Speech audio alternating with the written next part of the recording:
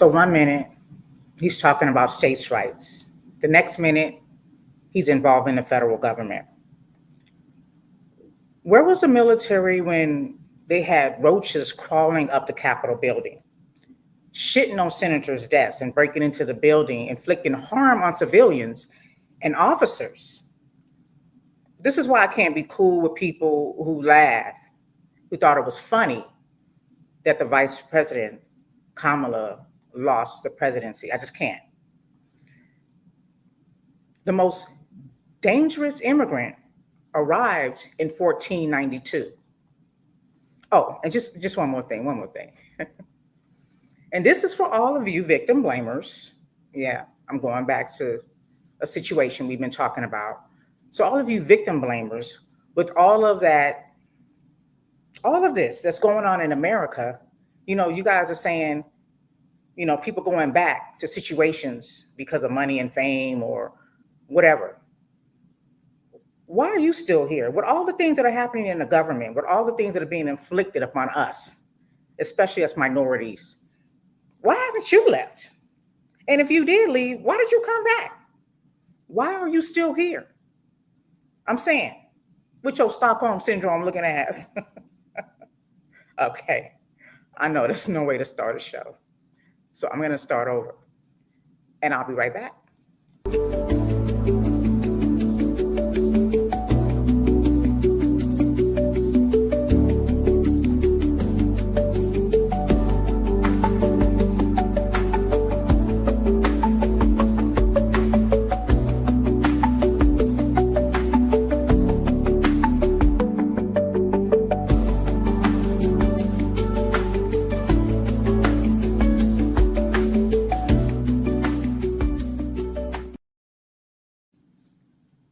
Well, hello, and welcome to In Your Ear Radio. I am your host, Latoya. Always so very happy to be with you on this fine Saturday. It's very hot. I'm sure it's in the high 90s here in Las Vegas. Ooh, you know it's hot. It's hot in the house. It's hot outside. What is the temperature? Let me just go ahead and check that right now. And shout out to y'all in the chat. You know who's always first. Got a record. Shout out to GB who's first in the chat on YouTube, and thank you all for joining me live on Facebook and YouTube today. What's the temperature? What the weather looking like? 97 degrees, okay? And it's early, right? It's just 2:00.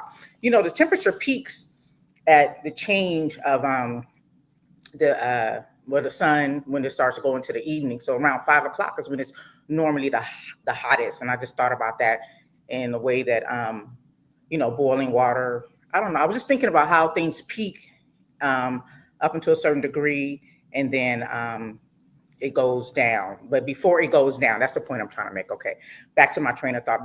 Before the temperature decreases, it rises at a peak, and then it decreases. So I just thought that was interesting. So usually around 5 or so, that's when it peaks as far as the heat.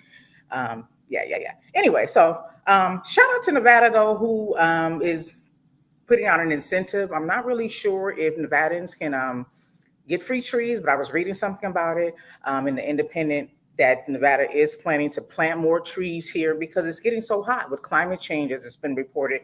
It's just causing the temperatures to even rise even higher. We suffer from 120 degree temperatures here because of climate change. So there'll be more trees planted here in the valley. Remember, this is a desert, y'all. So I don't know if it was ever intended for humans to actually habitate here, to live here, but somebody decided, shout out to the mob, built casinos out here, and people started to migrate here because of jobs. So we're here and we're trying to live here, and somehow we're supposed to acclimate to these temperatures. And I've been here my entire life, born and raised here, and I have not acclimated to the summer weather. If I had it like that, which I pray, God willing, I will in sometime in this life, my summers would be somewhere else. I would be living somewhere else, maybe in a Caribbean climate, because it's just too hot. You don't even want to go outside. Some people love it. They come from the East Coast where the snow is and they love it. So shout out to y'all. But hey, it's also Black Music Month, if you didn't know. So shout out to Black Music Month. And when I was looking up different things to discuss and talk about as far as relating to the history, Black history here in the United States of America, I want to just big us up because we found a way to be recognized. We have a whole month where we acknowledge the accomplishments of the Black men and women and children here, past and present, with Black History Month. And throughout the month, the year, we have different things that we celebrate Black people for. So shout out to Black History Month, Black Music Month, which we're celebrating here in the month of June. And it's been changed to Music Appreciation Month. But it's an annual celebration for those of you who may not know. It's a celebration of African American music in the United States. It was initiated by Black Music Month by President Black Music Month was initiated by President Jimmy Carter, who on June 7th, 1979, declared that June would be the month of Black music. After the announcement by Carter, the bill finally passed in the year of 2000 when activist Diana Williams, 10 years of effort, persuaded Congress um, to, make it a official. Williams played an essential role in the creation and solidification of Black Music Month, along with Kenneth Gamble and Ed Wright. Since the beginning of the colonization, music and song formations have been a preservation technique for the African culture. For those of you who may not know, we brought this here to the continent, you know, in our being transmitted here from the continent, from Africa here to the United States. Slavery is a significant part of Black music's origin and historical evolution. While colonizations tried to dilute and erase African culture, Africans maintained their stories of culture through the language of songs. Black Music Month recognizes their development into genres such as rap, jazz, soul music, funk, hip hop, and more. So during the transportation, again, of Africans to the West in the 1600s and the 1700s, they maintained their culture through tribal chants, so language, religious beliefs, and emotional expression. However, plantation owners were apprehensive. They were apprehensive about African culture because of its potential to cause an uprising. Okay. As a result, Africans utilize variations of storytelling through music to maintain their traditions and culture. The development of Black music occurred during and after slavery, which formed genres such as gospel music or the blues and country music. Don't sleep. Black Music Month became African American Music Appreciation Month in 2009 by a proclamation from President Barack Obama. In his 2016 proclamation, Obama noted that African American music and musicians have helped the country to dance, to express our faith through song, to march against injustice, and to defend our country's enduring promise of freedom and opportunity for all. That's ALL, not the laundry detergent, but all. In 2023, President Joe Biden returned it to its original name of Black Music Month. So I don't know if there was some type of petition that wanted to take it back. We talk back. We went from being called Negroes to Black to African American. So depending on who you are and how you feel about certain names and how you want to be represented, there's an argument with that. And I'm not here to dispute that. I respect the African American ancestry because I have roots in Africa and I have roots here in America. So I don't mind being called African American. Very proud to be called Black. As a Black woman, I've been classified as that based on my skin tone and my culture. I'm good with that. I love my culture and my skin tone. Okay. And so I don't have a problem with it, but I get it how people dispute it and argue and they go into the history, and yeah, it can get real deep. But shout out to Black Music Month, banjo. That's one of the big things. They don't want to give us, certain people don't want to give us credit for country music, but that came from the original people, and the original people they call Black people. Okay, y'all made a race, so they from the continent of Africa, and that's how you came up with the country music and storytelling. And storytelling is in all of our music, especially in the blues, and especially in country music, especially in hip hop, especially in R&B, especially in gospel. There's always a story to be told, and if you can listen, you can hear it, you can probably relate to it, and even if you can't, you kind of just feel what it is that the person is singing and speaking about. So shout out to us because we always find a way out of no way. And we didn't just use music to entertain. We use music as an expression and also to tell people what Underground Railroad was, how to free ourselves, And this is something that we have to think about here and now. We'll get into it a little bit more during this conversation as I try to spend 90 minutes with you, discussing how to give us free. Shout out to Amistad, give us free, and planning on how we can, use our resources and our talents and our gifts to communicate to each other outside of this platform to show people the blueprint to freedom, because it's a lot going on, y'all. If y'all think it's a joke, just keep laughing. You'll cry later. You will. Trust and believe. Unfortunately, one thing that really got me, just speaking of music, was Timberland. So now he's coming up with some whole what is this, an AI person? This is something he's coming up with, and I'm just like, what is this all about? So I was reading about this music, and okay, so I was reading an article in Vibe magazine. Shout out to Stephen Andrew Gaither, and I'm just going to read some excerpts from his article speaking about Timberland signing a new AI artist. That's artificial intelligence, for those of you who may not know what acronym I'm speaking of. Okay, so the artist is called Tata, and he signed this, and it's a her, because I looked at the picture. I think she looks like she has Asian heritage. She has a millennial hair, pink hair or something or whatever, fair skinned female appears to be. So her name is Tata.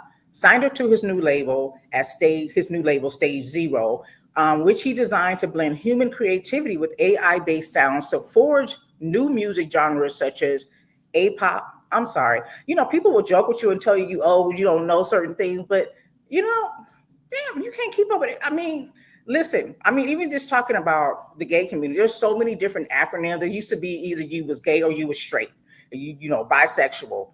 But now it's like you trans, you queer, you pansexual, it's just so many things. So this is how I look at these different titles when it comes to music. So you're not gonna age shame me because I don't know what A-pop is. If you're in the chat, please let me know in the chat what A-pop is if y'all know. But anyway, so the genre is A-pop. It's AI pop. Yeah, I put it in parentheses. I was like, what is A pop? So in my notes, I do have AI pop. So that's what it is. So that's the thing now, AI pop. Remember, we started off, shout out to Roger and Zap, who kind of introduced us to it with the instrument they used, but it was still a talent. It was a sound, and it was still notes that they wrote. It wasn't like a computer, and then they went in and processed the sound from the computer. They actually created this sound from an instrument, Roger and Zap, and then it turned into auto tune, and now we're at A-pop or AI pop. Okay, so interestingly, just a few months ago, and I'm reading from an article, again, an excerpt written in Vibe magazine by Stephen Andrew Gaither, who said, interesting, just a few months ago, Timberland went to the Inner Courts podcast and stated that he finds new music artists to be very uninspiring. Can't argue with that too much. And their music is soulless, he went on to say. This is what Timberland's saying. The music is soulless. What do y'all think? Is the music soulless? Blaming the 2024 election as a reason and stating that he thinks AI can do better. So you just say the music's soulless, and then you bring in a soulless instrument to replace what is you accused of being soulless. Okay, so the article goes on to say that you can feel the pressure of the divisiveness, and I'm reading a quote from Timberland, and I hate that. He said, this whole election divided us. Timberland said at that time, he said that what I mean by this is that it divided the music. The music sounds bland, it sounds boring, it lacks excitement. While, we frequently discuss AI, I believe that it's the only entity that embodies a genuine soul right now. AI and soul, they don't go together. That's like oil and water. AI and soul is like oil and water. Continuing on with his quote, he says, it allows for expression of true feelings, resulting in it coming out beautiful. Where they do this at? He said, I feel like right now everything is discombobulated. And he went on to add that which aligns with everything in the world. Okay. Ain't no song right now, and y'all gotta admit, he goes on to say, that's grabbing you. Ain't no theme song for people's lives. All right, y'all. Now, I'll admit, I don't keep up with the latest and the greatest music. When I do hear there is some good talent out there, maybe it's not, in the mainstream. And what is that now? Because everybody just does their own independent things. So how can you really know what's mainstream unless you follow, you have a big following and everybody's listening to you? But I definitely disagree with him. Even though I gravitate back to, the music from the 70s and the 80s, some of the 90s, maybe even in the 2000s. But there's some music that grabs me currently, and is a theme song. If you think of certain song, This Is America, that was what's his name? Sometimes I just can't keep Gambino, Childish Gambino. I don't know what he goes by now. I mean, I'm just off the top of my head, just thinking of some song. But I like Kendrick's new vibe, especially that Luther with SZA. There's a lot. I can't think of a lot of songs, but I'm sure you guys let me know. Is there a song that grabbed you that you think is a theme song for the vibe here in 2025? Currently, the talent, you know what I'm saying? So yeah, I just thought that was really interesting. He said AI music. So the writer goes on to say AI music, it's not a lot about high profile music producers who want so much control over the end product that they are willing to completely bypass working with actual human artists to go straight for a computer program that will essentially deliver exactly what they want. At that point, you just make the fucking music yourself and your own two hands if you desperately need to do something specific. Again, this is what the writer's saying and of the article. So and I agree. I think that that's what it is. When it comes down to it, just think about it. When you even compare entertainers, a lot of people would prefer to manage or produce a male entertainer versus a woman entertainer. We know there's always discrepancies in every aspect, every level of. I mean, you think about the work environment; men still make more money than women.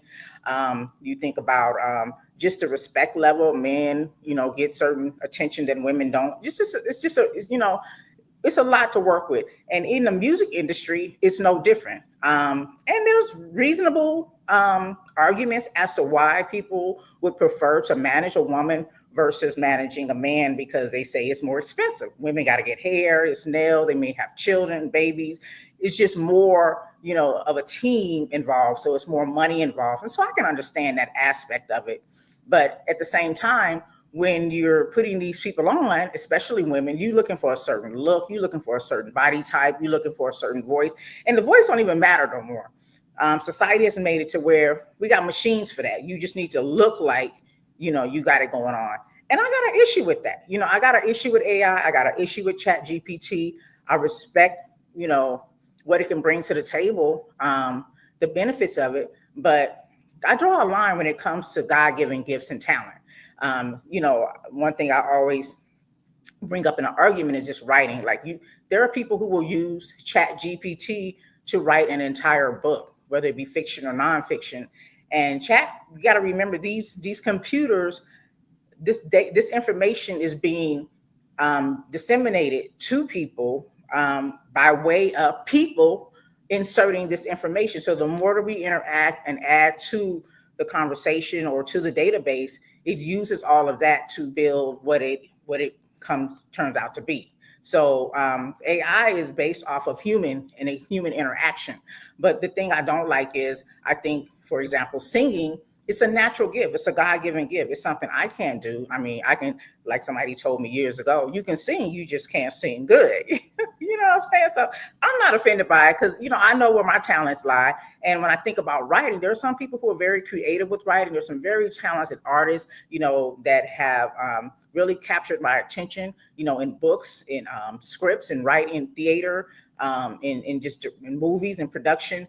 And to think that Chat GPT is taking on that role and that all of this was created by a computer and not by the greatness of the man and woman's mind is offensive to me. So that's where I draw the line. And I draw the line with you creating a fake person to put music out to me. Because again, that is soulless. When Luther sang to me, I felt him because that melody and that rhythm came from his belly out through his throat and into the universe. And I knew he meant that shit.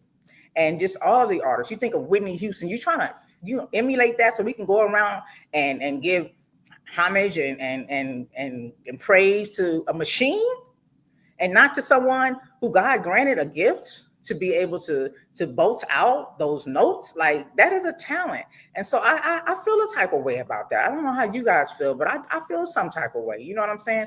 And that's a song of the times. I think that came out maybe 2017, maybe some type of way. This chicken would make me feel some type of way.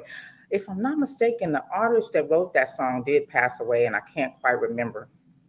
But okay, that's a song of the time that relates to how we feel, the certain lingo we use relative to how we're feeling and how we express ourselves. Yeah, I feel some type of way about AI, and I feel some type of way about Timberland and his shenanigans. So yeah, whatever. do you? Some people, I take that up with the fact that some people's Lord and Savior is money. They love money and that's their Lord and Savior. And so, by any means necessary, they're going to get the bag. And if that means creating their own, as the writer in this article by magazine said, then that's what they're going to do. They're not going to, let God's gift, his, what his gifts to this earth be, dominant. They're going to allow these machines to come over and take over. So I want to get more into that as well. But also, did you guys watch the BET Awards? Anybody watch it? Listen, let me sip my tea because I'm gonna get into a little something, a little something. Get my Wendy Williams on. So the BET Awards, I didn't catch the whole thing, but I think I caught most of it. I liked it. It brought me back to a time where before we had cable and DVRs and could just watch people, when we want to watch stuff when we want to. That vibe, like I was rushing to the TV to go see, and then I was pleasantly surprised at what I watched. Shout out to Sherry, who's in the chat Facebook. Thank you so much for chiming in. Who said, yeah, she watched the BET Awards. Okay, so I was pleasantly surprised from what I saw.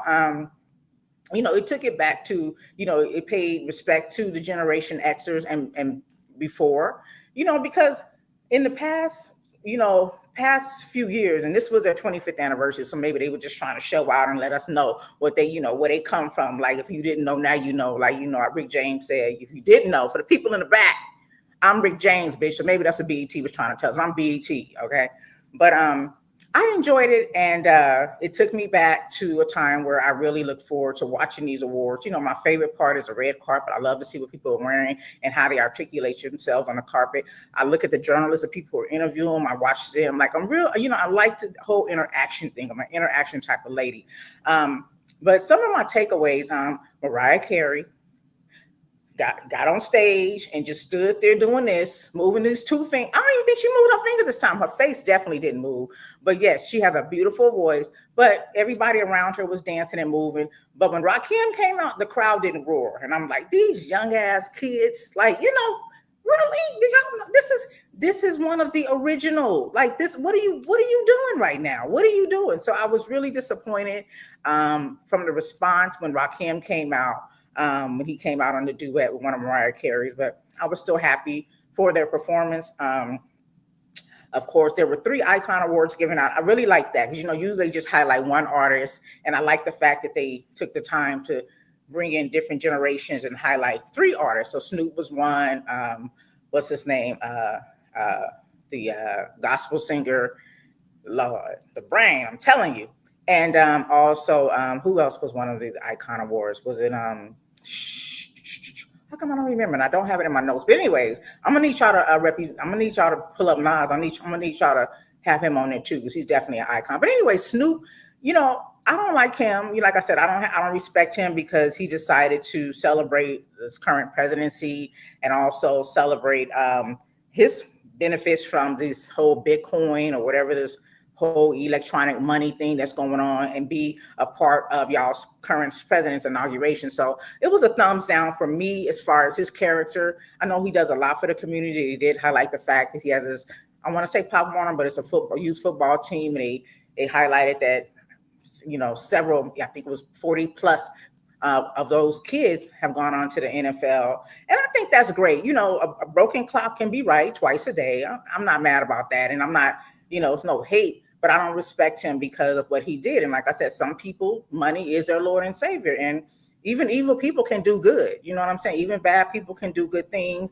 And so I was disappointed. But his speech, I liked his speech. I liked the way he uplifted his wife. I liked the way that he encouraged men to, put their women, quoting him, on the front page. Like, if she's a real one, put on the front page. And I can respect that. You know what I'm saying? I'm not a hater. I'm not going to take away anything from that. I know some people really didn't listen to it. Thank you, Sherry. Thank you. She said Jamie Foxx and Kirk Franklin. Yes, but Jamie Foxx all crying, but I love Jamie Foxx though. Some people say it's because of his condition. He did suffer a stroke and he recovered phenomenally, thanks to his kids and his sister by his side and God's grace. But I think he's just really, really, really glad to be here. Like he's really amazed at what he went through and he survived. So yeah, and then of course Kirk Franklin, who deserved the Icon Award because yeah, I remember when he started performing, it made me go back to a time when I used to go to the club. That was during the Diddy era, the Tupac era. Everybody was popping in, certain record labels. And then, close to last call, you'll hear Kirk Franklin stomp. And I was like, this is amazing to hear that in the club. So Kirk Franklin did his thing too. But anyway, I still wasn't feeling. Snoop didn't change my mind about him. Um, but I just love the fact that we were simultaneously watching the BET Awards. I feel like we were all engaging in a moment of joy and celebrating each other. You know, at the same time, right outside, there were people protesting against fascism. There were military personnel out ready to beat them up upside the head and arrest them, detain them, and violate them. And these were funded by the very people who pay taxes for these people to be present. That includes me and others, Californians. I'm not a Californian, but if it's federal dollars, that's the whole country, and if it's state dollars, it would be California in this state in this respect. So it was just everything's happening at once. Everything's always happening at once. I guess good and evil has to coexist because again, I woke up this morning to Iran bombing Israel and watching the United States intercept those bombs by way of missiles or whatever they use. So it's a lot going on, y'all. While we're clapping and laughing and putting our boots on the ground and enjoying each other, a lot of us are grieving and mourning and really, literally at war. Like the kind of war that we're experiencing here in the United States.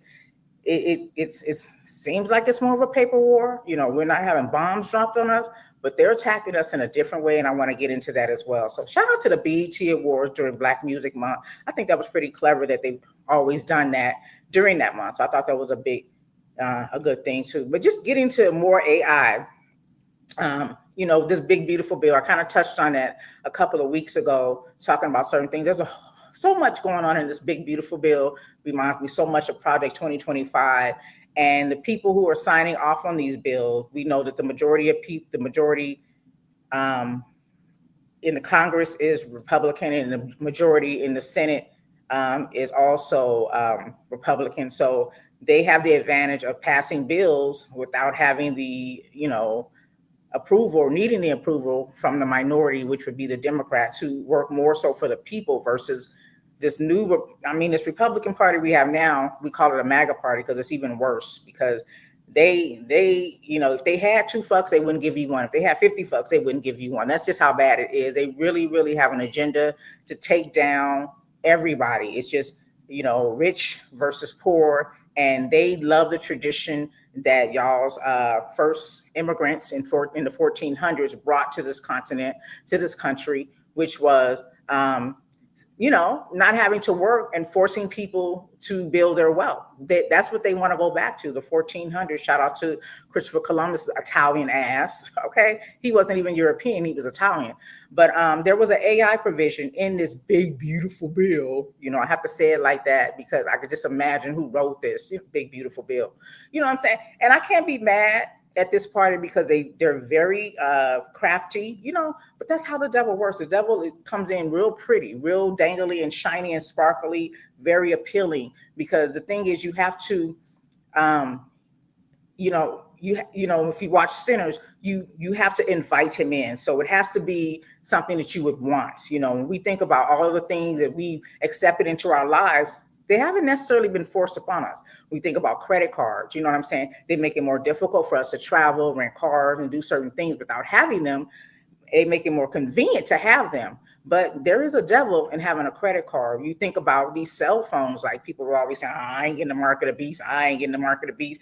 They're not putting that in my forehead. They're not putting that in my hand. Oh, it's in your hand, hunty. It's in your hand. And you can't, and now you can't even take the battery out, Nowadays you can't, they make it so that they can travel, they can follow you wherever you go. You can turn your phone off, you can drop it in water, but the technology that they have in these phones and the way that we use them, because it's convenient, we do our banking, we do everything from them. Okay, all of our communication.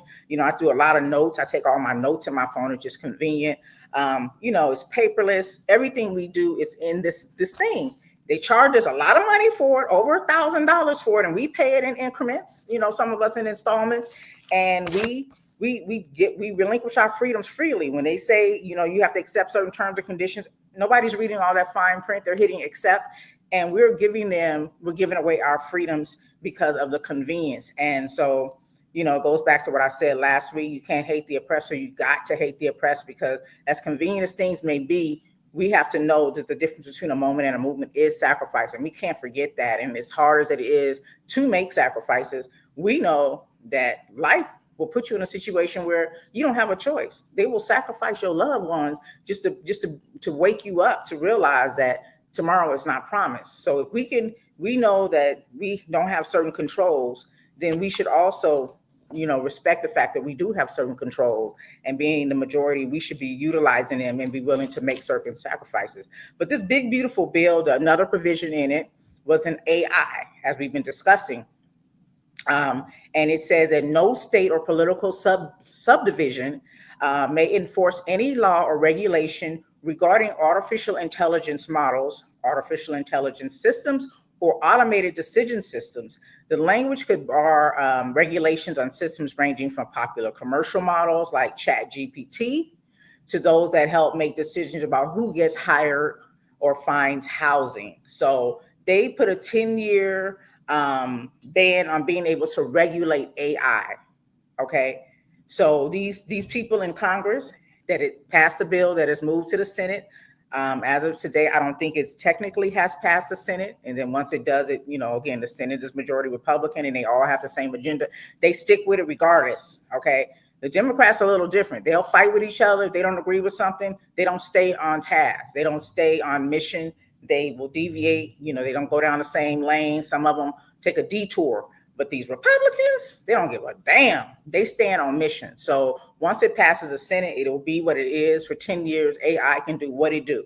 And if you've seen AI now, and again, it's enticing to us, right? I see all these little babies. Even when they did a Trump baby, it was cute to me. And they had the Trump baby talking on AI. You've seen some of your favorite reality TV stars being babies in AI. So they condition us to like this, to enjoy this, to be comfortable with it, and want more of it, because it does something in our body and our endorphins. It distracts us from whatever negative things we have going on, because it's a fun experience, right? And so that's how they get us. And so this is what AI does. Meanwhile, they could say you robbed a bank and have a full AI setup of you, and you have to be able to prove that that's not true. And how are you going to do that? Like, who's your protection? Under this administration, you have none. At this point, people can literally come into your house and say they're ice baby. You know what I'm saying?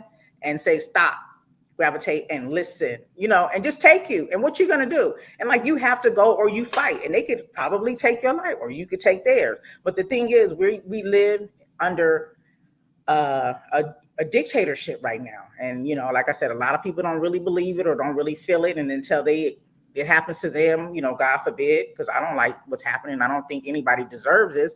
If it has to happen to anybody, I would say it would be for the people who smiled with glee, showed all their teeth to me when they knew that the new president would be who the president is. But other than that, I don't want to see anything happen to anybody, and I don't wish any bad anybody. But this is what it is. So this is going to be scary. This is going to be scary, and some people are taking advantage of it, like Timberland. But it's not a good look. There's no protection for us. We have no protections. I talked about this, I think, in September. About AI, to where a mother got a phone call. They had recorded her daughter's voice, and she was like, "Mom, help me." And so she went on a rampage trying to find her daughter. And they were saying, if you don't give up a certain amount of money, that we're going to kill your daughter. And she thought it was her daughter's voice, and it wasn't. So later, when she did talk to her daughter, she's like, "Mom, what are you talking about?" And she's like, "Oh, I thought they kidnapped you," and blah, blah, blah, blah. And so this is the kind of things that they're going to be able to do legally and lawfully. There'll be no regulations, no protections for humans. Robots rule, and they can do what they want by way of people who own these programs and are creating them. So the state regulations on AI usage in business, research, public utilities, and educational settings and government would be banned according to this. I don't know. But again, a lot of these senators, again, I mean, Congress who signed this bills, once they got pushed back from their constituents, which are the people who voted them in or who live in their state, was like, what the hell are y'all doing? They were like, oh, I didn't know that was in there. Because these bills, imagine how many pages these bills are that they're proposing and what they include. And they're not reading them. And they're supposed to have people, assistants. It's like as a lawyer, you have a paralegal, because lawyers don't go in and read every detail, but they have paralegals who do the research and present whatever pertinent information they need. Well, these people in the House, they have that same ability by way of taxpayer dollars, and they don't even do that. So they just sign off on it. They don't read. So they could be signing away their life. So some of them were saying, using the excuse that they didn't know that was included in the bill because it's titled something else. And then this is squeezed in there. I talked about that when I think it was a North Carolina bill way back when I started in 2017, where the bill they focused on, just like they did with this election, they focused on transgender and having to share a bathroom with trans. But the bill also included in North Carolina minimum wage rights and work related rights that would reduce, that would hurt people who, come into entry level positions. And so people were so fixated on, I don't want to share no restroom with a trans, their Christianity or whatever it was, their convictions were, that they signed away their rights. They voted for a bill that kept them broke, kept them poor, that caused them not to have an increase in minimum wages. You see what I'm saying? So people will play with you. And if you think about the trans community, they're like 0 point something % of the community, so it's just to give you, some perspective when it comes to this whole voting process and how intense it is and how important it is to read the fine print.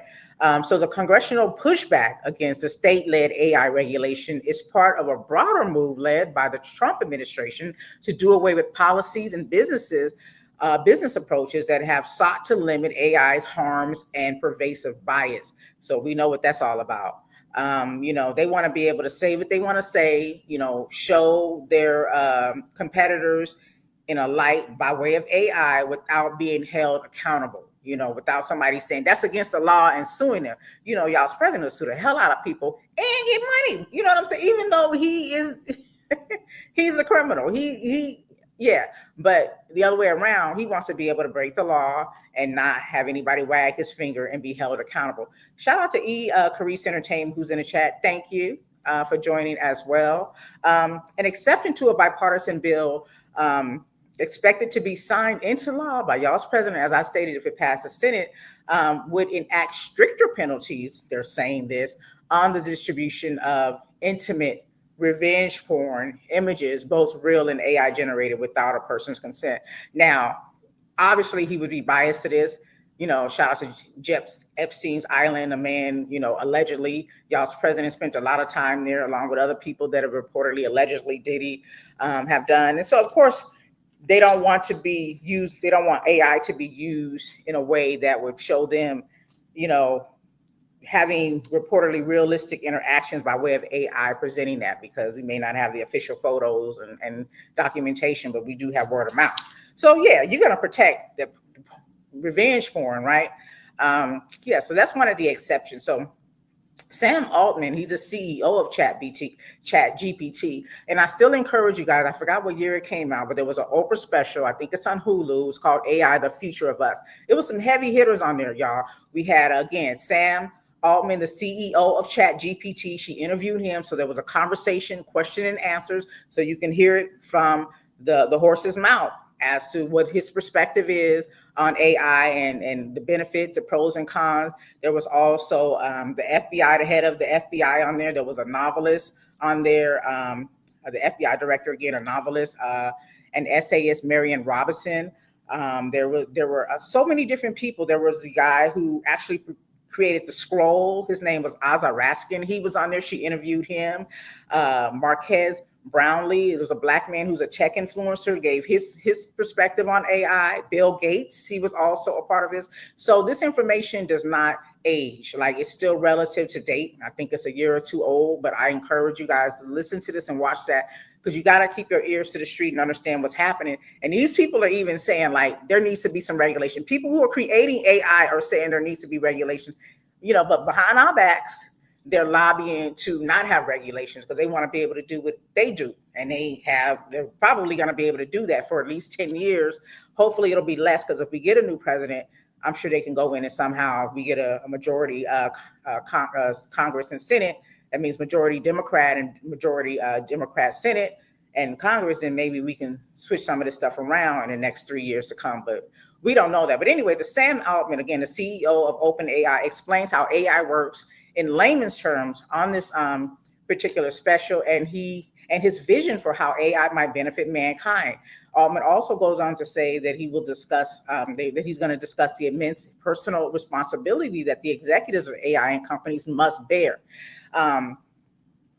The futurist, one of the people who spoke about AI on this special, Ray Kurzweil, I might be mispronouncing that, predicts this, that as a futurist, I welcome focus on broader impacts of the approaching singularity moment when machines will become as smart as humans. And again, this is a person who considers himself a futurist, and he says this will happen as early as 2029. Again, he says that he thinks machines will become as smart as humans.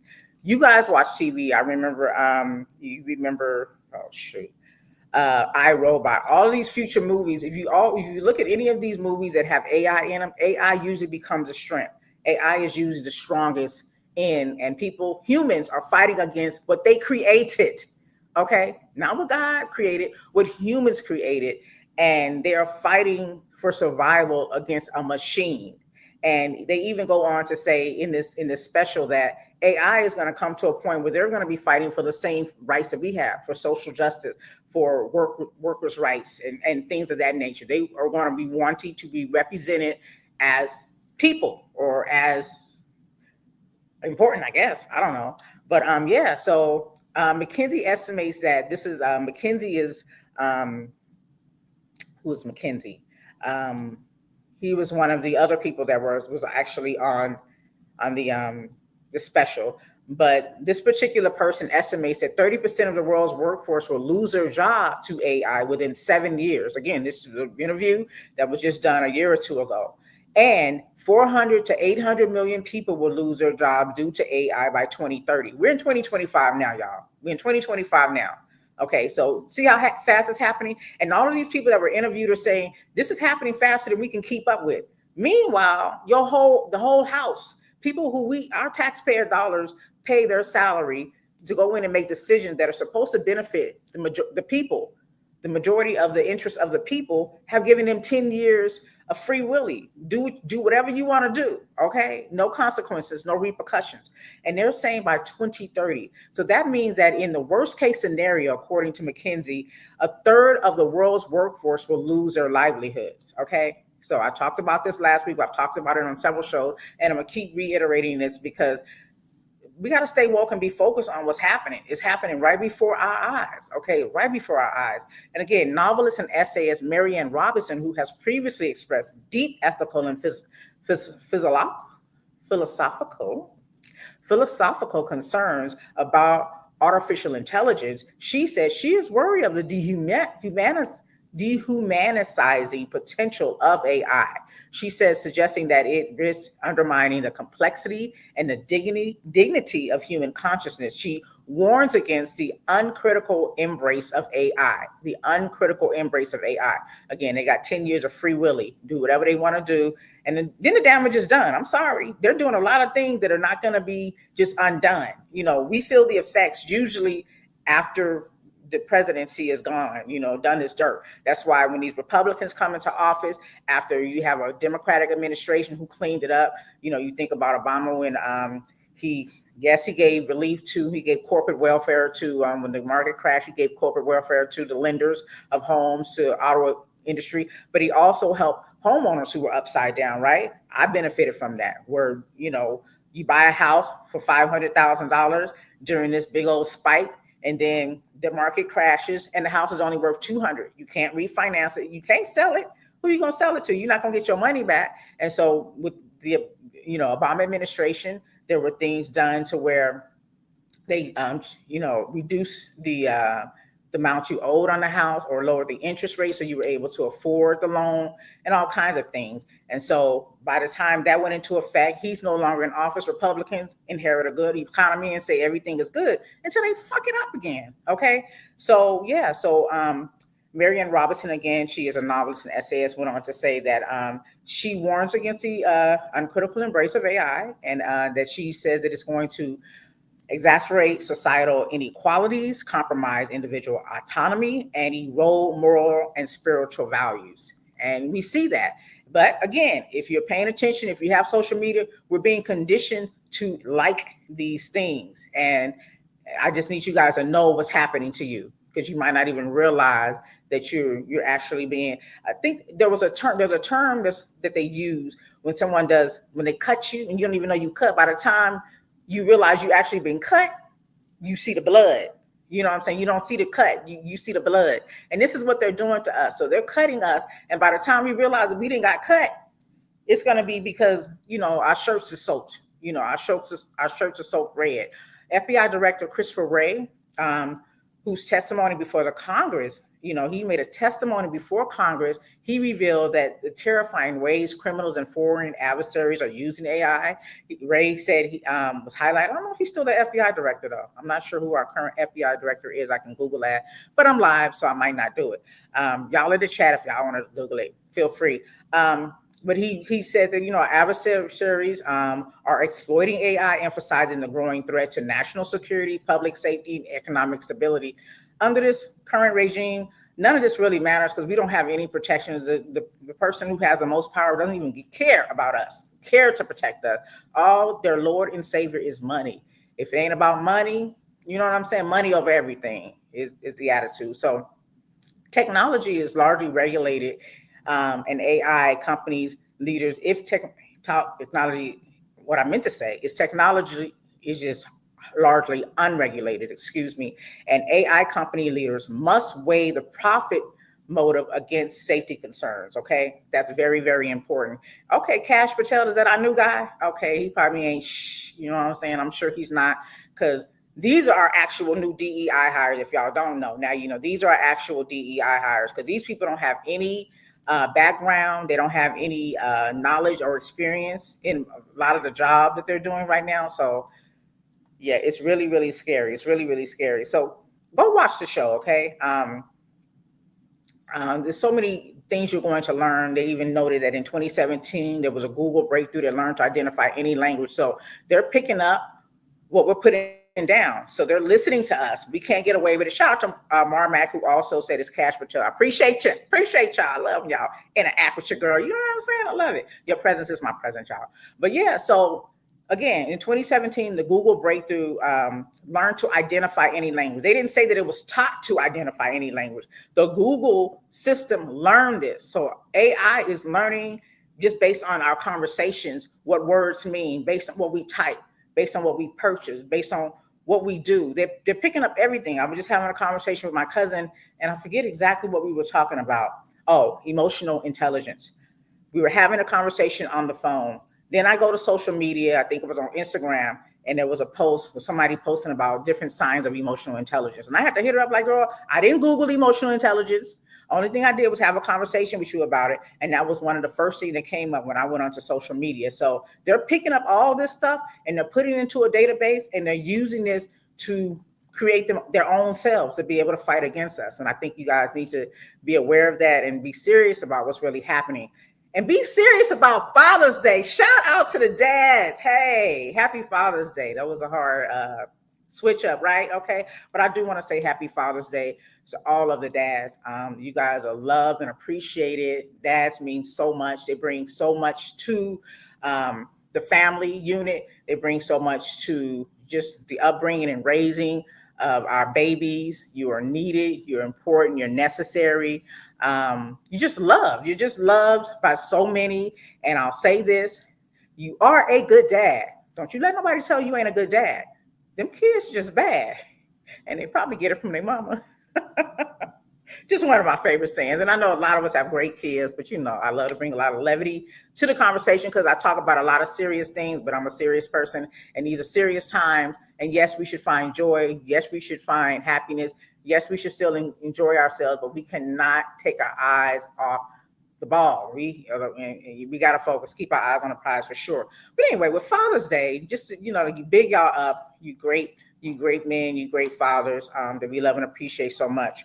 Um, it was actually founded by a woman. Did y'all know that the Father's Day was founded by a woman? Okay, so don't be out here mad, because I know a lot of dads they'll say how women get more attention, and I agree. But I think a lot of it, when it comes to Mother's Day, a lot of it stems from the fact that women like for most women like the attention, they like the flowers and the special treatment. Where men are more like, yeah, just clean house, a good steak, no yapping. Let me just watch the football game in my boxes and I'm good. Where women, we want the pampering. We like all those things. Me in particular, no. I always tell you guys, I'm not a holiday person. If anything, I love a birthday because that means you made your return around the sun again. And what's not to celebrate about that? But as far as all the other holidays, I think it's all commercial and it just drives people to spend more than they can afford, or it causes conflict because people be like, oh, you didn't call me, I didn't get this, you didn't give me that, we didn't do this. But if it just involves an excuse for us to get together and break bread, be festive, I'm good with any holiday, especially have a day off and with pay. I ain't mad about a holiday. Shout out to Juneteenth, hoo. But yeah, Father's Day was founded in Spokane, Washington, at a YMCA in 1910 by Sonora Smart Dodd, who was born in Arkansas. Its first celebration was in Spokane YMCA on June 19th, 1910. And she started this because her father, a Civil War veteran, William Jackson Smart, was a single parent who raised his 6 children there. After hearing a sermon about Anna Jarvis, that was Mother's Day at a Central Methodist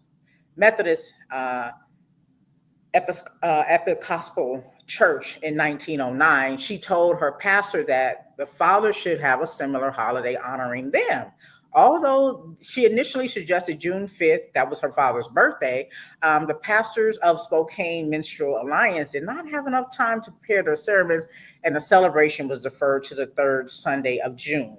A bill to accord national recognition of this holiday was introduced in Congress in 1913, and in 1916, y'all's President Woodrow Wilson went to Spokane to speak at a Father's Day celebration and wanted to make it official, but Congress resisted, fearing that it would become commercialized. And I can respect that. I think that was one of the pushbacks with Juneteenth too. So what do y'all think about that? When we talk about Father's Day, or because I want to focus more so on that than Mother's Day, do you think that Father's Day should be commercialized? Because now we have all these lawnmower sales, we got tools, we got a lot of things that are catering to some what they believe men want: cologne, clothes, jewelry, whatever it may be, barbecue dinner, steaks, ribs. Do you think that the holiday should be commercialized? Do you think it's important to go out and buy gifts and celebrate our dads in a way that causes us to spend money, not so much time per se? What do y'all think about that? Share that in the chat if you care to share. Personally, again, I don't think so. I think time is more important. I don't see anything wrong with getting something special for the man in your life that you love, be it your dad, your spouse, your significant other, even your children. You may have sons that are fathers, relatives, other relatives, cousins, or whatnot. I don't think it's anything wrong with it. I'm not protesting against it. I don't think it's a bad thing, but I just don't want people to stray away from what the intentions are. And that's just to recognize the good in people and good in dads and the importance of a dad, and how important it is that they are recognized, because they're not going to toot their own horn. So what's wrong with us doing it? You know what I'm saying? And just showing them that they are appreciated. Shout out to Tupac and Dear Mama. You are appreciated, even though it's a Father's Day song. And are there any Father's Day songs? Like, see, we go all out for the women. I Always Love My Mama. We got a lot of Mother's Day songs. Even the one, it was an old gospel song. If you add it all up, No Charge or something. I love that song, and if I can think about the lyrics, I might Google it, but it's called No Charge. And it was just basically something that we experience as parents. You know what I'm saying? Like, we do all these things for our kids, right? And then when we ask them to do something for us, it's like, oh, I need money. And it was like, well, you start hitting the light switch, like, yeah, you didn't need money for this though, did you? You ain't, you start looking at their food. You ain't need money for that. Like all the things we do, gas in a car and taking them around and things like that. But anyway, shout out to the dads. We love and appreciate you so, so much. And we hope that you enjoy this Sunday on Father's Day.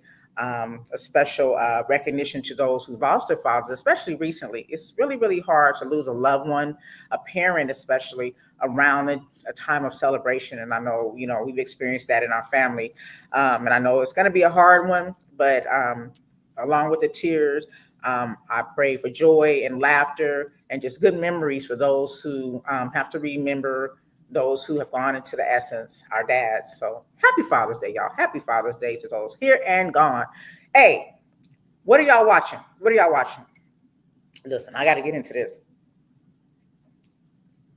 Now, I put in our group chat, which is all ladies, when I started watching She the People. Maybe I was having a down day. A lot's been going on. It was a few weeks ago, but I watched it and I binge watched it. I literally watched it in one sitting, and I laughed. I thought it was kind of funny. It was stupid, but it was funny. So has anybody else watched She the People?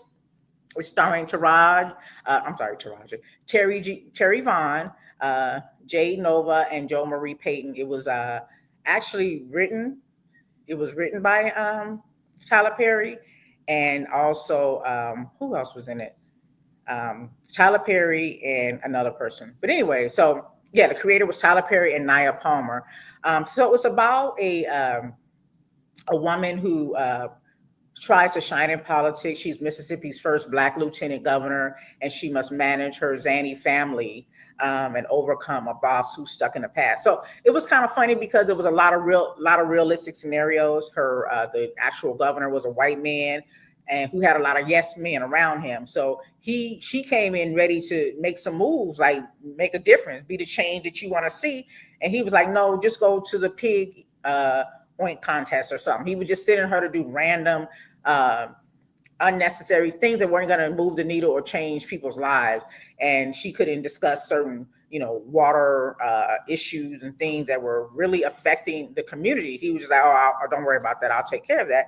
And he, made it clear that money was his Lord and Savior. And so by way of comedy, they touched on, the struggles that she was having, just being in a position like that and not being respected, for one, being just the lieutenant, not the governor, being Black and a woman. And then her family was brought into it. So they had their little funny way of being. And so, yeah, it was a little ignorant. It was a little funny and a little stupid. But I kind of like stuff like that sometimes. Like, this is coming from a woman who loves janky promoters. Okay, I saw it on bootleg several times before it came out on streaming. But janky promoters was my jam. I don't care what y'all say. I put it up there with Friday. There's a lot of funny scenes in Friday. Just things that we can relate to in our culture that we can laugh at. I remember, and this is more related to the Puerto Rican culture, but we have a lot of similarities as well. But I like it like that. Y'all remember that movie? That was funny to me. There was another one. What was it? Adam Sandler. I think it was A Wedding Singer. That was funny. Like, I like stupid stuff that kind of just makes you laugh at your pain.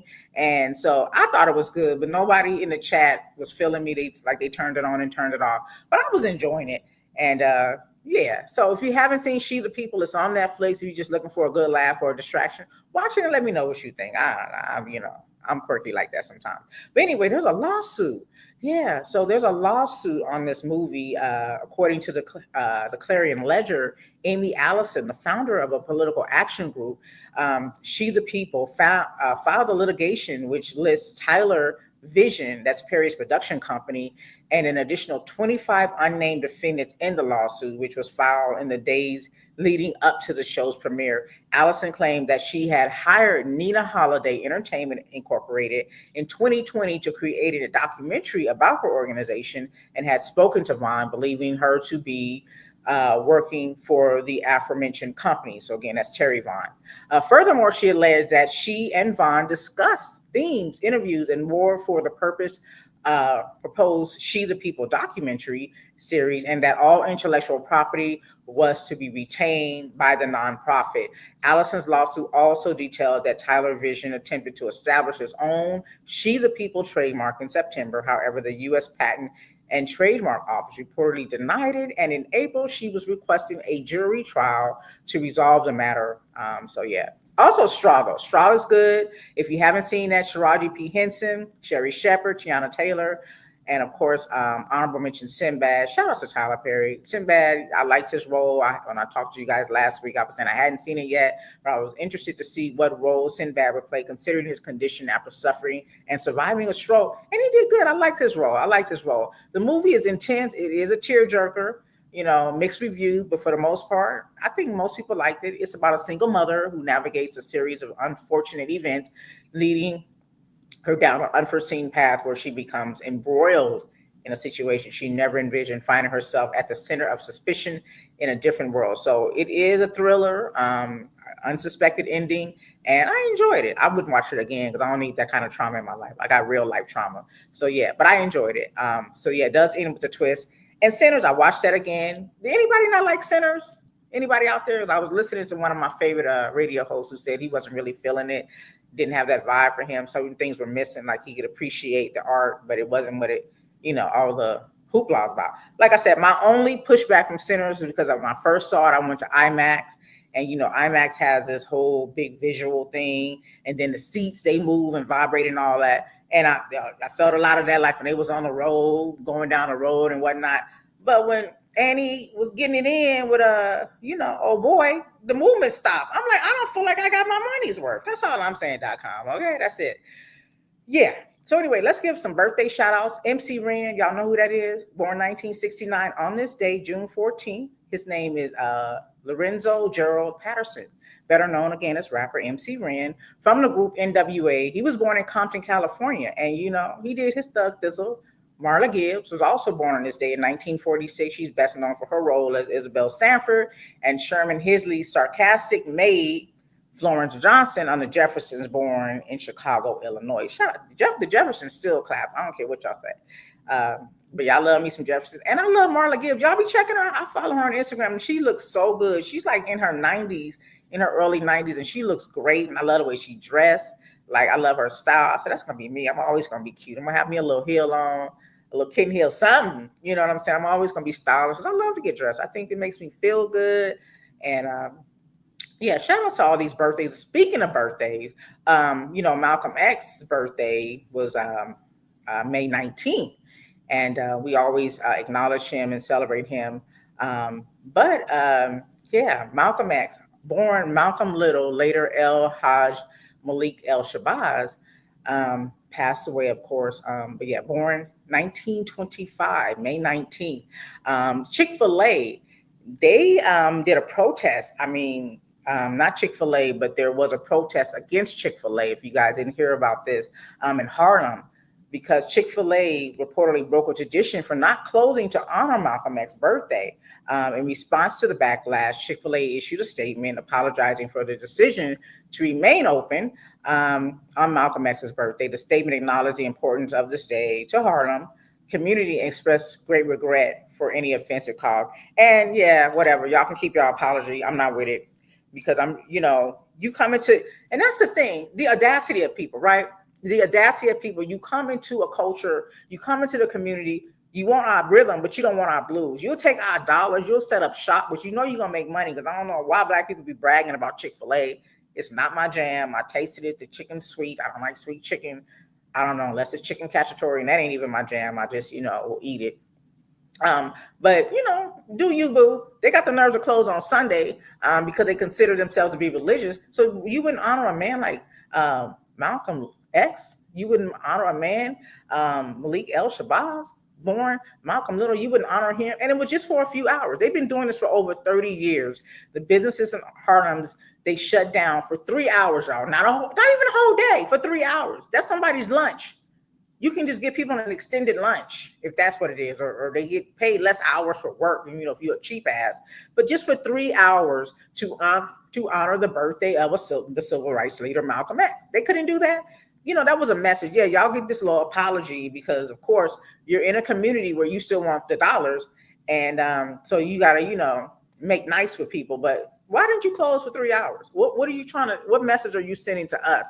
And did we receive that message? So this tradition has been a way for the community to come together and pay their respects to a man who fought tirelessly for equality and justice. And it has been a time for, they use it as a time for reflection.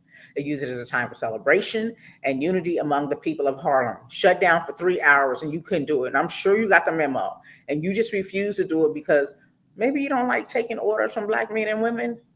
Maybe you really don't like black people. Maybe you might be racist. And and the thing is, the craziest thing to me is, and it's true, y'all, just try it. Just call any racist a racist. Racists do not like to be called racist. I don't know what it is about them. It's like the gremlins. You can't pour water on them. Something's gonna happen if you if you call them racist. Like, I don't know what it is. Like, say it with your chest. You do it with your chest. You implement laws. You discriminate. You do what you do. But when it comes down to the words, having that label, that scarlet letter for the world to see as you accepting it, you deny it. You are offended by it. It's like up there with the N word for some of us. You know what I'm saying?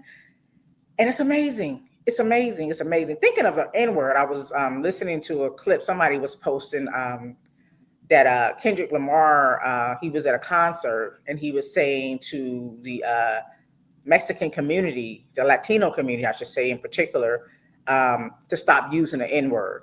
And I don't know if that was in relation to all of the climates that's happening right now, because we see a lot of back and forth with the Latino community because of these ICE raids and the protests and people saying that, hey, where y'all at? Where the black people at? Where our bros at? And a lot of people, have their reasons. We told y'all after the election in November that we was drinking our water and minding our business. Like, we fought tirelessly to help prevent what's happening right now, which would affect not just us, but every nationality, every culture, every race, aside from the white working man, wealthy white man. This was going to affect all of us. And people thought it was a joke. People thought it was funny. They thought we were just caping for Democrats. They thought we was just being followers, not leaders. They had their thoughts about it, and they didn't take it seriously. And we was just exhausted, and we knew what was coming next. We knew if this man became president, which he did, that he was going to make it illegal to protest. And even your vice president Kamala said that she expressed that he was going to make it very difficult for people to protest against whatever was happening, be it the president or anything that people didn't like. And that was one of the benefits. People that didn't vote or did a protest vote, voted third party and things of that nature, turning their nose up at the Biden administration and Vice President Kamala because of the what was happening in Gaza. Yeah, that was a protest vote, but guess what? You had a whole other guy that was at risk of becoming president. And what was he going to do? He told you he wanted to make it beachfront property. He told you that, that he would just destroy Gaza. And that should have been enough, even with your convictions. I'm not saying that the Biden administration did good by, this whole war that's going on, but we would have been in a better position to fight against it and to make them make a difference. Because this guy that's in this position now, he doesn't give a damn. Like I said, if he had 50 bucks, he wouldn't give one. He wouldn't even let you borrow it. Okay. So that's where we're at.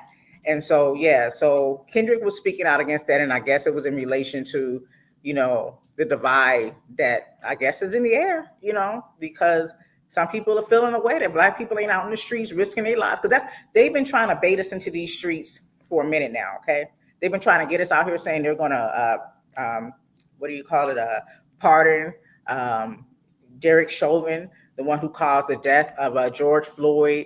They've been saying and doing different things to try to trigger us to get us out in the streets to protest. And we're like, nah, we protesting, we fighting, but we're not in them streets. We know that you have emboldened those who I've talked about even as early as 2017 on some of my earlier shows of how the KKK and people who consider themselves to be supreme by way of whiteness and or white nationalists have infiltrated the policing, even in the fire department, and just you think about even after the Civil War, these people were considered treasonous, right? They were fighting against America because America had decided to end slavery, and they were fighting against that amongst other things.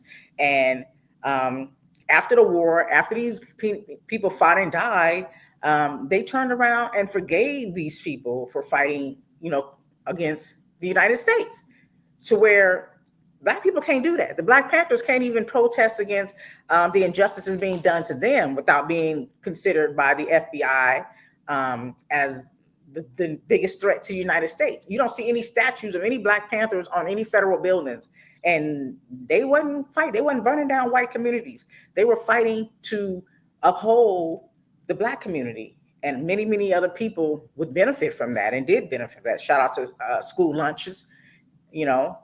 Um, so, we've been in these streets. Everything from the civil rights, everything that all people have benefited from, white women, other cultures, have been by way of us being in them streets. And yes, um, some of those from other races have been our allies, but we have been the ones that got hosed down, bitten by dogs, uh, assassinated. You think about Medgar Evers, Martin Luther King. You think about Malcolm X. So many other people that we are unnamed, and so many other names I could name. So many other people who risked their lives were taken away from their wives, were taken away from their husbands, were taken away from their children. Some of them witnesses to give us where we are today, and to see all of this being taken away from us as we speak. And when we were in these streets, even as recent in 2020, what was that like? How many people on these platforms that were not of our race were speaking out? You have people right now with everything that's going on, they still are not speaking out against the injustice done to Black people. Yes, when it happens in the Latino community, you see them speak up, and they should speak up. And you see us in the Black community, a lot of us do speak up. We speak up because I don't know, something about Black people. We understand it's a humanity thing. And we also understand that if they do it to you, they can do it to us. You know, all of our great leaders have expressed that in different quotes. I quote Dr. Martin Luther King again, saying injustice to any man is injustice to all men, because if they can do it to you, they'll do it to us next. It's a test run, just like everything else. People are like, yeah, get these undocumented people out of here. And they're not even calling them undocumented. They're not even using proper, respectable terms in way of humanizing people. They're calling them illegals. You're illegal because you're fleeing asylum. You're illegal. This is going to be us. Go watch The Handmaid's Tale. That'll give you a little idea, but it could come down to us trying to enter into other countries because they're taking away all of our rights. You think about apartheid, or apartheid, as it should be properly stated, in Africa, and then you see these people turn around and get mad because righteous people come in and say, give that land back to the Black people. Y'all took it from them. We think about that here in the United States. This whole land was taken away from the natives, and they're telling other people to go back. You think about California, which was part of Mexico, and it was taken from them, literally.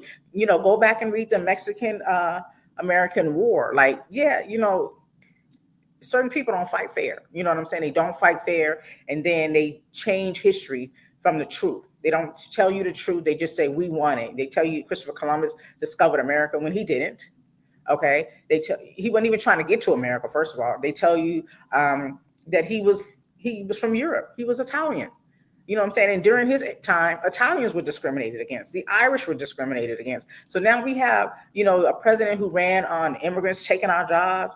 They ran on trans taking over. You had, and what was the other third thing? Abortion, right? So you had all these Christians, and nobody thought about how their beliefs were overstepping the rights and beliefs of other people. Like, you have a right to not get an abortion if you don't want to have an abortion, but it's not up to you to decide that for someone else. And it's not that black and white when we talk about abortion is people just not wanting to have a child. Some people, in order to live, meaning not die, have to have, unfortunately, they have to have an abortion. And those are the things that were taken from us by way of religion, even when the Constitution states that we separate church from state. And that was the reason why, because there's not just Christianity. There's not just the Jewish belief. There's not just Islamic belief. It's not just Buddhist. Everybody has a right to their beliefs. As long as your rights do not overstep another person's, then do you, boo.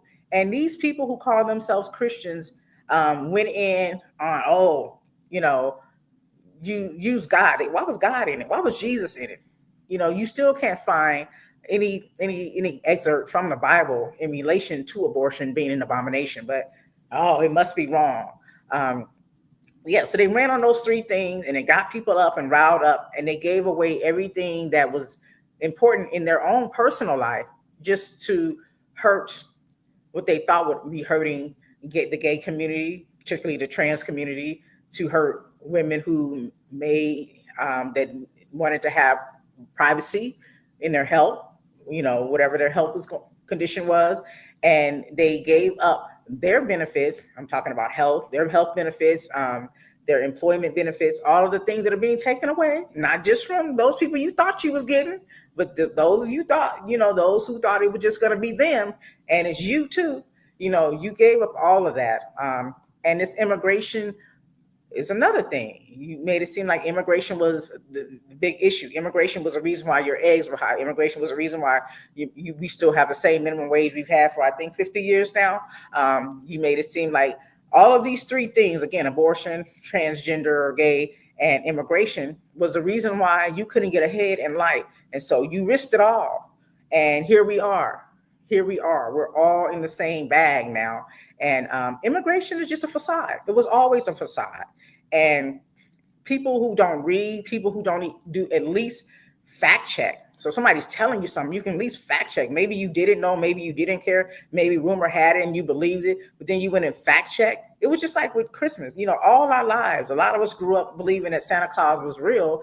And then one day we fact checked and we found out it wasn't. You know what I'm saying? Just like anything else in life, And so this is where we are now. And so here's another way to divide us, right? When we should be coming together, that's the Latin community, the Latino community, and the Black community, and all of those who are against what this current administration is doing should be coming together. There's a way to divide, because now people are mad because Black folks ain't going in them streets. We already know what it is. Bail money can't even get us out. You got people being kidnapped, and I guess the term they're using now is what are they calling it? Disappearing them. Is that proper English, disappearing somebody? But I see it on news media. They're saying they're disappearing people. So I say kidnapping. They're disappearing them, and they're shipping them into other countries. And who gonna check them, boo? And even if you had the money to fly them back, you can't just go into another country and snatch them up. You're at the will of those people. And this is what we're dealing with. And so we're also dealing with the reality that, we're not going in them streets. We know what's happening here, but I just need you guys to understand that it's a facade, and in so many ways. When you think about immigration, tell you, these people, one person can come into this country and be undocumented and cause a crime, be it rape, be it home invasion, whatever it may be, DUI, whatever. And now every person that's ever been an immigrant with brown skin is bad. Okay, even though this country is built on immigration. It is built on people who come here to survive. The poor, the rich do not work. The wealthy do not work. They use labor from the poor. They use slave labor. They, from prisons. They use, they won't even raise them with wages, minimum wage. At the same time, they're raising the cost of living, housing, cars, everything else. So we pay more with the same amount of money that we've had over the decades. 60%. These particular immigrants that they're tackling right now, because they're going down a list, rumor has it Jamaicans are next. They'll probably come for the Haitians. What they ain't coming for are the immigrants that are actually Irish, which make up, well over, reportedly 10 million their full ancestry is Irish, and 38 million are partial Irish. So these people populate majority of states, some that may be undocumented. In New York, there's a popular place, but they blend in, right? Because they're not going after white people per se. Whatever white is, we identify it as maybe blonde hair, blue eye, fitting the description. They can blend in. So they're not looking for Irish people because they blend in very well. They're looking for brown skinned people, Hispanic people, Latinas right now.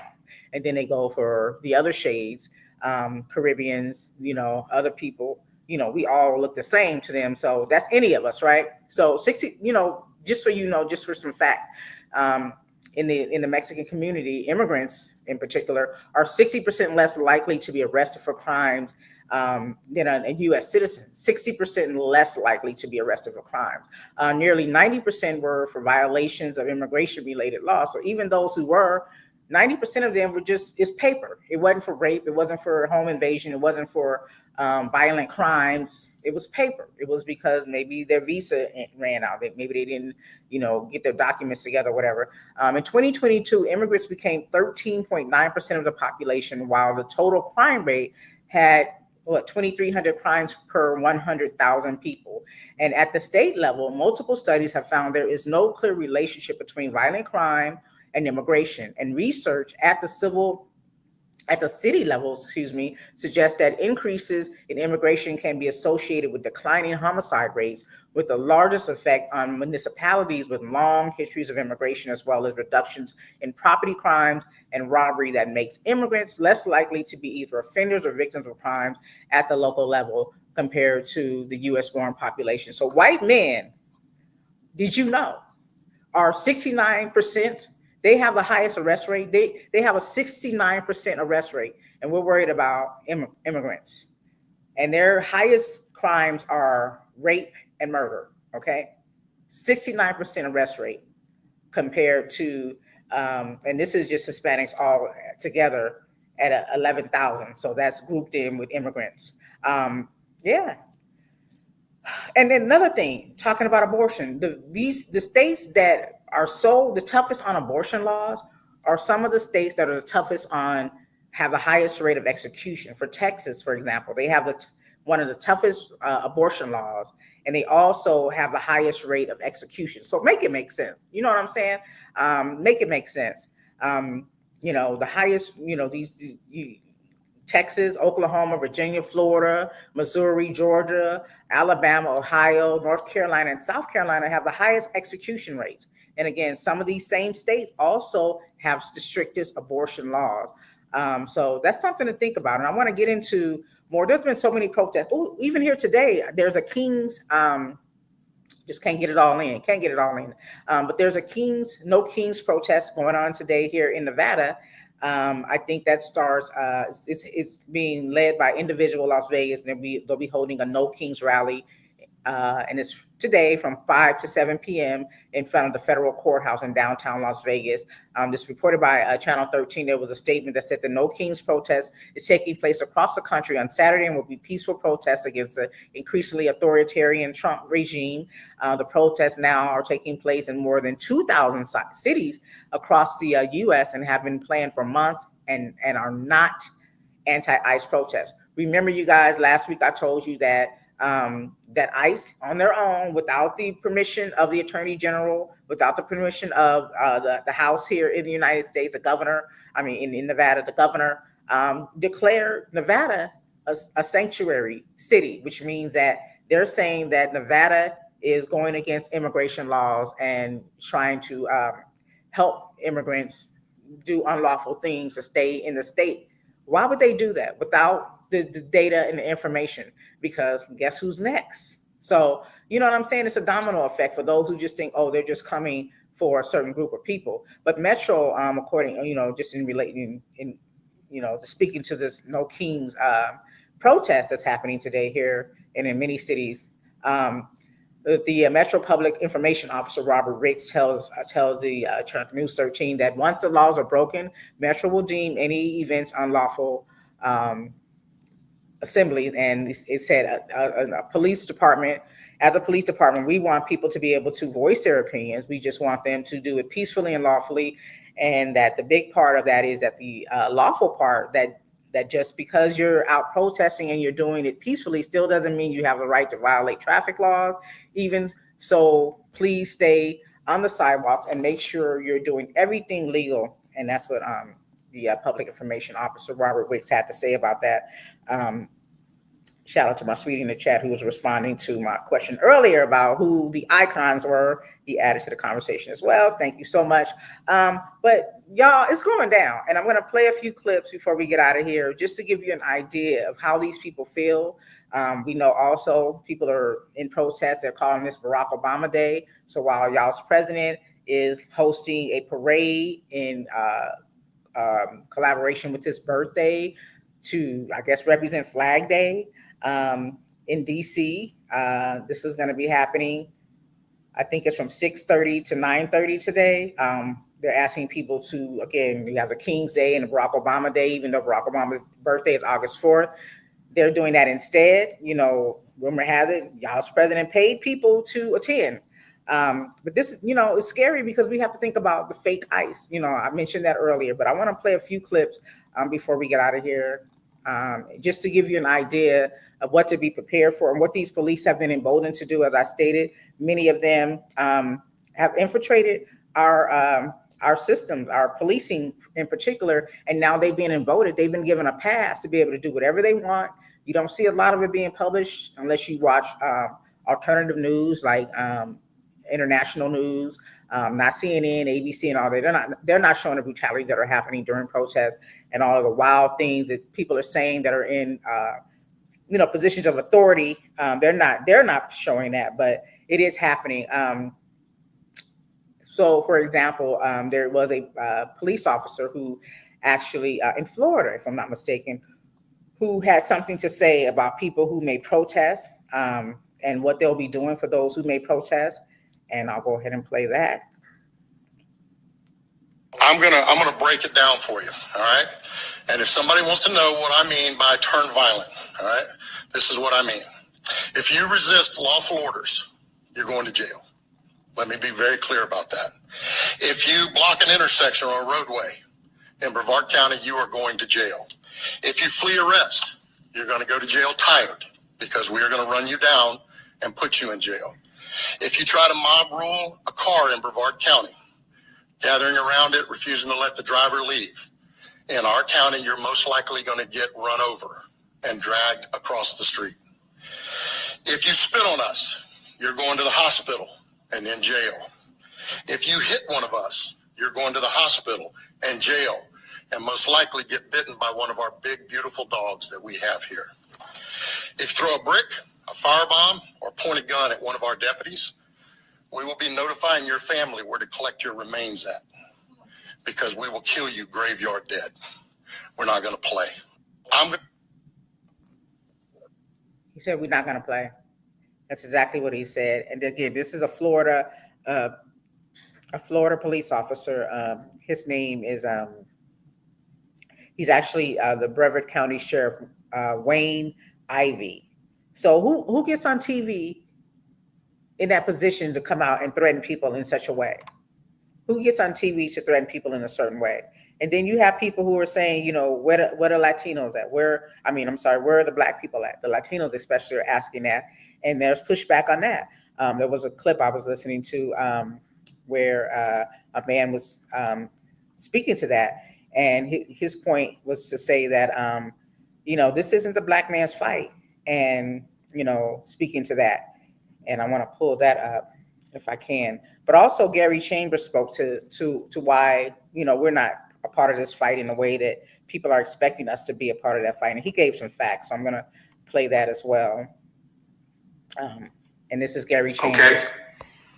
Latino men, 54% voted for Donald Trump in this exit poll. Latino women, 39% voted for Donald Trump in this exit poll. All right. By race, okay? By age and race, Latinos 18 to 29, 45% voted for Donald Trump. Latinos 30 to 44, 45% voted for Donald Trump. Latinos 45 to 64, 51% voted for Donald Trump. Latinos 65 plus, 41% voted for Donald Trump. Let's talk about why that matters. Privilege always expects more than it gives, okay? Privilege always expects more than it gives.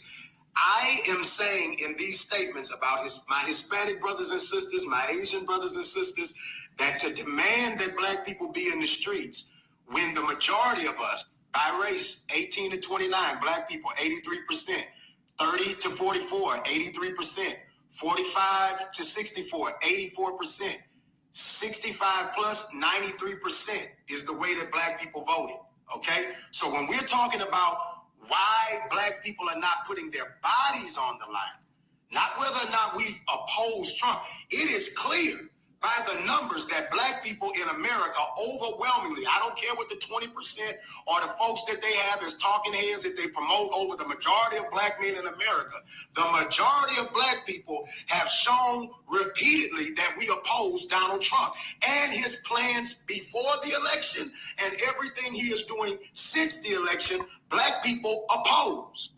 But when we talk about videos of Hispanic people using the N-word, I'm gonna drop one in. You go to cover, nigga. I'm fake, nigga. I know you do, dog. I'll spit on your plate. I'll put my dick on your plate, nigga. Fuck your family. Fuck your kids, nigga. That's all this. I can't sleep comfortably because of you. He be fucking getting the whole fucking plate. He be fucking expecting us to give us a whole fucking shit. That nigga right there. Do you go to cover? It's fucking yeah, you do, nigga. Stop playing. Yeah, you do. Nigga, act like I don't know your fucking face. Stop fucking playing. Fucking talking about can I get a fucking discount? Can I get a fucking this? Can I get a fucking that?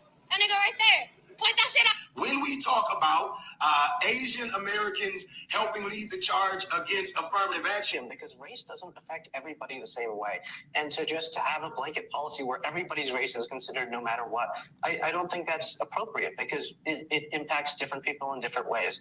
I find that a lot of these arguments oftentimes in favor of affirmative action are somewhat incongruous. And this is us trying to say to you that there's about 40% of the people within your own community you should have a conversation with before you are making a demand of black people to be in the streets. I am not saying that we are in support of what is happening to the migrant community or that we are in support of Donald Trump in any way.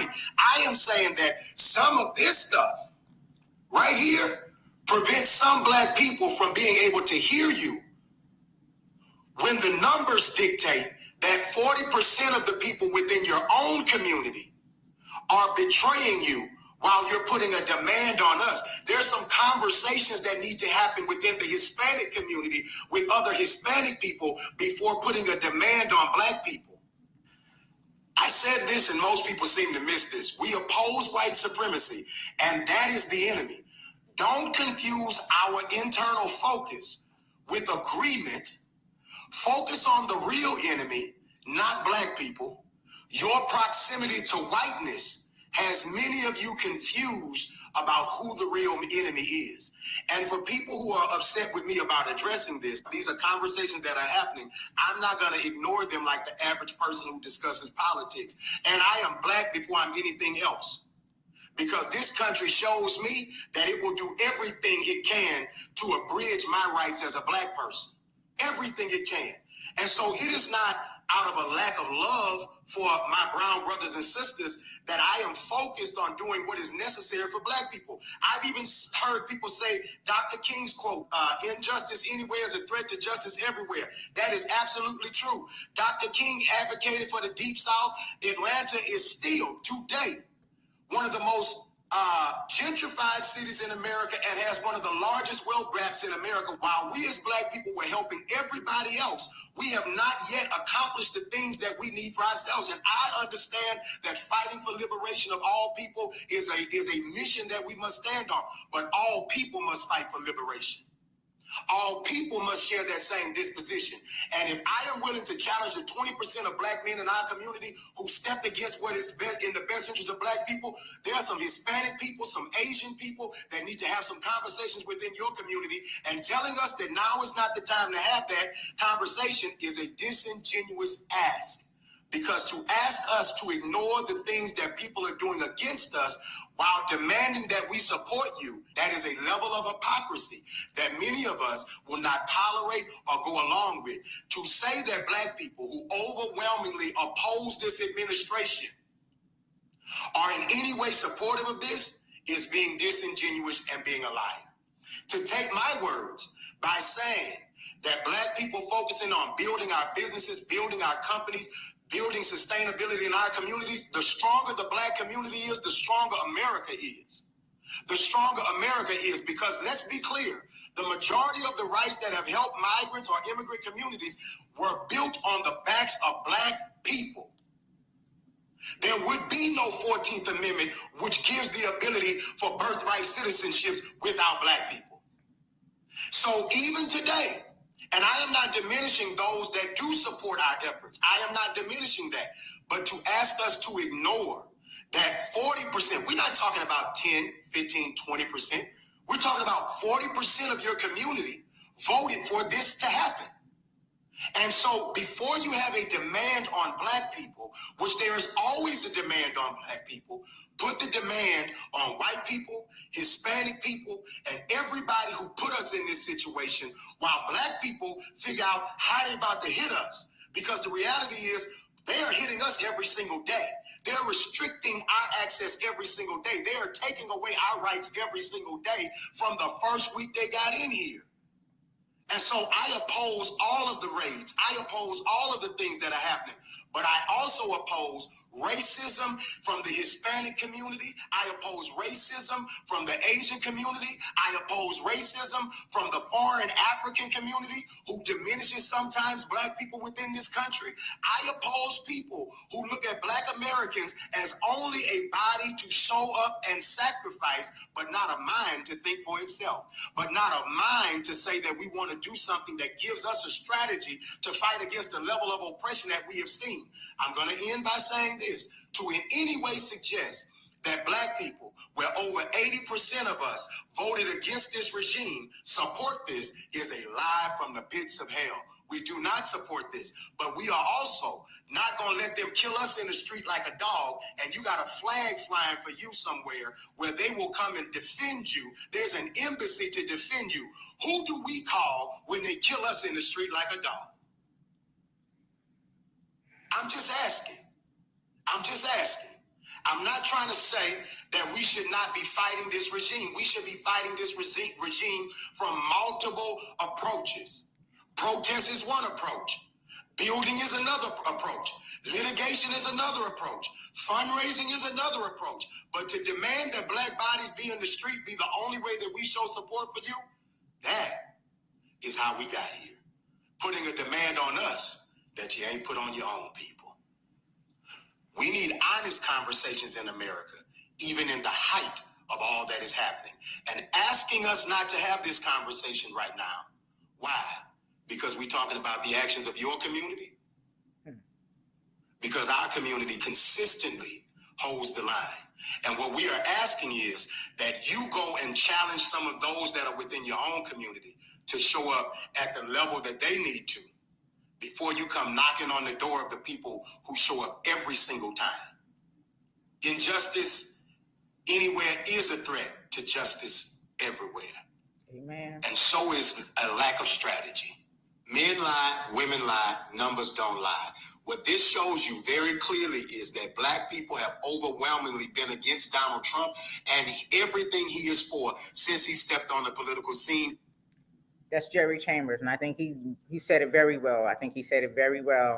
Just speaking to other communities, some of the things that I touched on. Just speaking to other communities and saying, we've been out here fighting. We've been fighting for ourselves and for others, and others have benefited, for our fight. But when we've been out here, like he said, dying like dogs in the street, we haven't had that same outrage and outburst. If you watch the movie Sinners, one of the symbolic things that I've seen in there was the Southern Asian community in particular, who, when they were invited to provide services where there would be a monetary gain, they pulled up with a smile. You saw all their teeth. But then when the drama went down to where they needed to fight for survival, literally to live, when the vampires came, they was trying to jet. They was like meet, like the road runner on them. You know what I'm saying? Like they wasn't like, nah, these my people. We all gonna stand up. And that's just symbolism to the experiences that we have as Black people. Shout out to Rihanna, who's in the chat, who said, unfortunately, we have not been protected the way others want us to continuously protect them. Our people are tired. We're tired of that. Yeah. And we, like he said, Gary Chambers said that we have to be strategic. We understand what's going on. See, we paying attention. We got our ears to the street. We understand Project 2025, Chapter 17, I think it's page 555, talks about militarizing cities. I've talked about that to where they name specifically, y'all's president named Los Angeles, Chicago, Detroit, and the other couple of urban cities in particular. These are the particular cities that he named as places that he wanted to militarize. So what does that tell you? The dog whistle is not even a dog whistle, that they want to come in and shut us down. And they're trying everything they can to instigate us out into them streets. And we will mind our business and drink our water until y'all come to our front door at this point.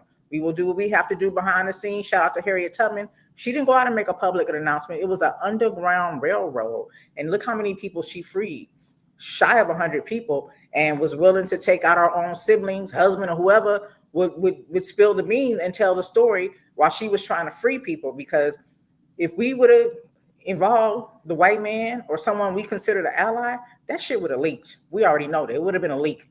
And so, we can't rely on people who don't understand the where we're at, how necessary and important it is for us and what's happening to us. This is not a game. This is not a game. We're fighting for our freedoms. We've been fighting for our freedoms since being in the continent. But I need y'all to remember the first immigrants, if you're worried about immigration, the first ones that came here, they were some awful people, and they still awful. They arrived here in 1492, and they were the Europeans. And particularly Christopher Williams marked the beginning of a significant and often devastating changes for the indigenous populations here in America.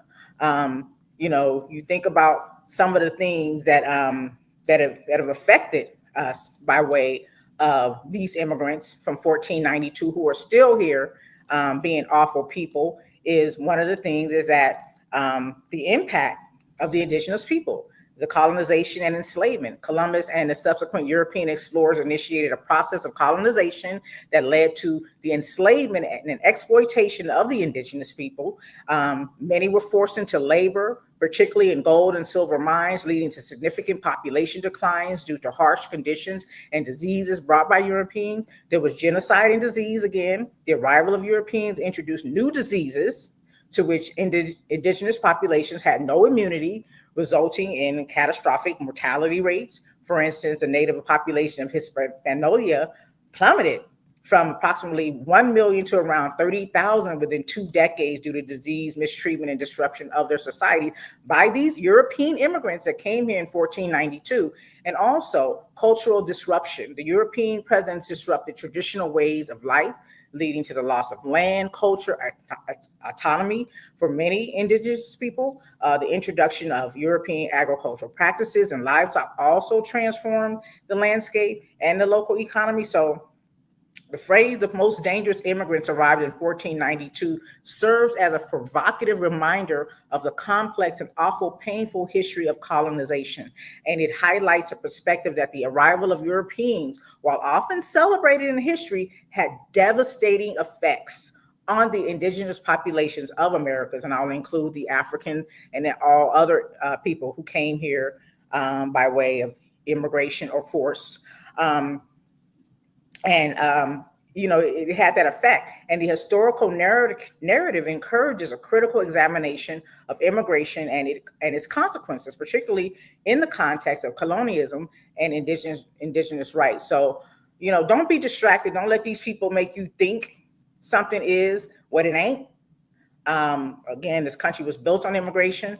And basically the whole point of what they're doing now is just to try to take us back to getting free labor. Remember, these prisons, disproportionately are housed by Black men, and they're getting, money by way of, phone service, food, just having them there. The states get funding, and now they're building, the private prisons are opening back up. There's so much that is happening, and people are so focused on, immigration by this not being a problem for us, but it is. But we ain't going into them streets, or are we? I know I'm not, but I understand the urgency for us to get this under control as a Black people as well, because this will affect us, and it is affecting us, and it's important that we know and understand that.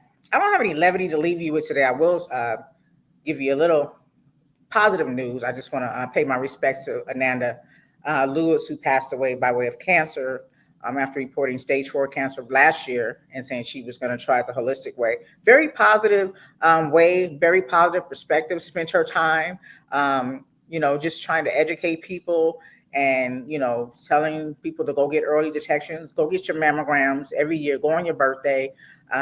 Early detection, you can fight it off. She was just done with the whole chemo and all of the things that she felt was damaging her cells in another way. It's just like taking any medicine. Sometimes it cures one thing, and then next thing you know, your ear fall off. So it is what it is. And so I just want to pay my respects to her. Beautiful lady, died at the age of 52 this week. But just speaking of cancer, there is a cancer survivor who won the lottery 3 times in 9 months. He's an elderly white man, of course, in Canada. His name is David Sirkin, who hails from the Lethbridge area of Alberta, Canada. He won 1 million in May. There was a 3 lotto. It's called 649 Classic Draw. This is according to the press release from the Western Canada. In 2024, Sirkin won $500,000 on the August 20th Lotto Max draw, and then 1 million in November 16th. That's the 649 draw. And then he previously also, look, he won 3 times, but even in 10 years prior, he won $250,000 in some, I think it was they called it his 3-peat. Yeah, his 3-peat. Okay. So anyways, yeah. So with the Lotto Max, that's where he won, what was it? $1 million. That jackpot, the stats is 1 in 33 plus million. So yeah, this man, he's happy. He says he's retired. He's a cancer survivor. Him and his wife are traveling and enjoying their winning. So there's a little positivity in it. So if you can get your early detection, fight the battle with cancer. So many people are passing away. But if you can fight the battle, you might, you win. And that's the message here. He won in many, many ways. Even though I know, a lot of people that win all this money, they don't have very positive stories. So I was trying to follow it, but it seemed like they all right. But anyways, let me go ahead and give my thank yous in order to all of you who engaged me in the chat. Again, I appreciate you for it. Your presence is my presence. So thank you so much for engaging me in the chat. And for those of you who watch later, I appreciate you as well. Don't be shy. Say what you got to say so I can read it later, okay? So thank you.